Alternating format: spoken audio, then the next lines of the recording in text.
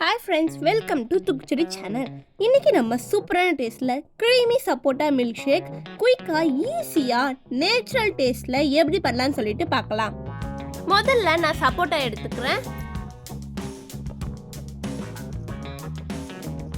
இப்போ நம்ம சப்போட்டாவை ஒரு பவுல்ல போட்டு நல்லா வாஷ் பண்ணி எடுத்துக்கலாம்.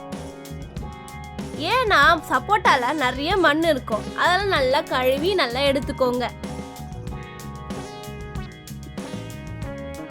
இந்த அளவுக்கு எல்லாமே சுத்தம் பண்ணி எடுத்துக்கோங்க.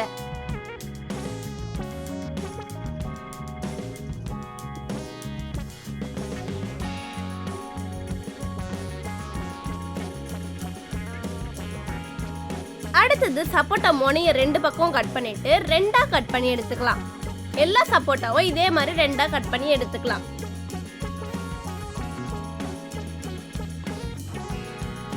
இப்போ சப்போட்டா இருக்க விதையை எடுத்துட்டு நம்ம சப்போட்டா இருக்க மேல தோல் எடுத்துட்டு பழம் மட்டும் உள்ள இருக்க பழம் எடுத்துக்கலாம்.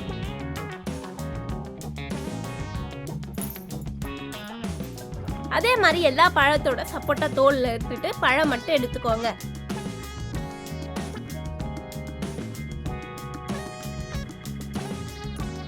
இப்போ மிக்ஸி ஜார்ல நம்ம தோல் நீக்கி எடுத்த சப்போட்டாவை சேர்த்துக்கலாம்.